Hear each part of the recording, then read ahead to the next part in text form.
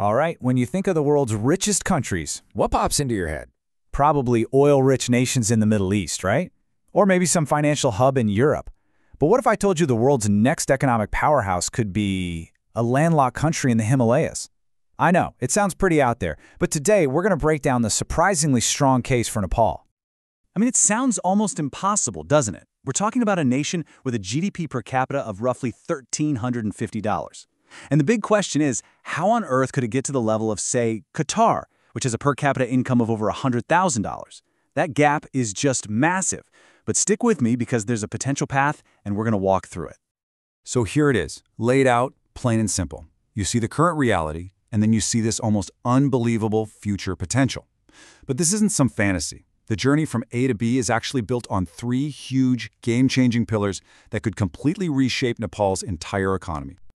Okay, let's dive into the first pillar. And it's all about an incredible natural resource they call white gold. And no, we're not talking about diamonds or anything like that. We're talking about water and the massive, massive power it holds. Get a load of this number, 42,000 megawatts. That's the economically viable amount of clean, renewable hydropower Nepal could generate from its 6,000 rivers, all fed by Himalayan glaciers.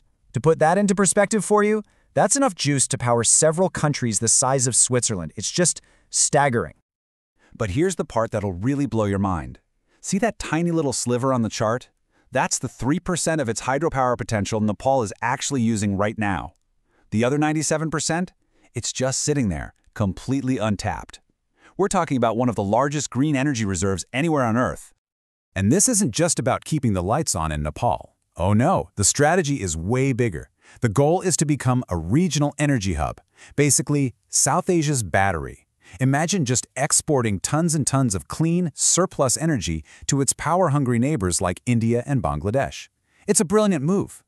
And you can already see the money rolling in. Right now, hydropower brings in $500 million a year just from India, and new deals are aiming for something like $2 to $3 billion by 2030.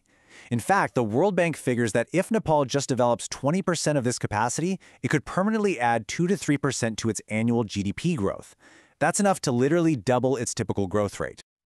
All right, that leads us right into pillar number 2. And this is an industry Nepal is already pretty famous for, but it's changing in some really powerful ways. Yep, we're talking about tourism. But trust me, it's a whole lot more than just climbing Mount Everest these days. So, even with some recent disruptions, the industry is bouncing back like crazy. Just look at this number. In only the first 10 months of 2025, almost 1 million tourists showed up. That's not just a recovery, you know. That's a huge signal that the world is hungry for the kind of unique stuff Nepal has to offer. And this comeback is all part of a smart new strategy. See, Nepal is moving past its old reputation for just adventure treks. Now, it's really leaning into its incredible cultural heritage. We're talking places like Lumbini, the birthplace of Buddha, and it's tapping into that booming high-end wellness market with things like yoga retreats and spas. And here's why this shift is such a big deal. Tourism is a straight-up job-creating machine. The estimate is that for every single international tourist that comes, it supports up to 10 local jobs in all sorts of different industries. Just think about the economic boom if they can really get those visitor numbers to climb. Okay, on to our third and final pillar. This one's all about geopolitics, and it's a classic case of turning a long-time disadvantage into a massive strategic weapon. It's all about where Nepal sits on the world map. See, for centuries, people just saw Nepal as this small, landlocked buffer state, kind of stuck between two giant competing neighbors. But the new strategy, it flips that idea completely on its head.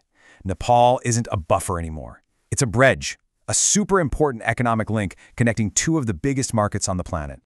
The whole game plan is to play ball with both of these giants. For instance, by getting involved with China's Belt and Road Initiative, Nepal suddenly gets access to markets in over 150 countries.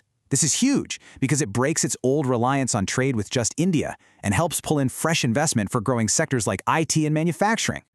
Okay, but let's get real for a second. It would be crazy to talk about all this amazing potential without also talking about the very real challenges. The road to this future is super steep and it's full of what you could call, well, Himalayan hurdles. And recent events show you just how quickly things can get complicated.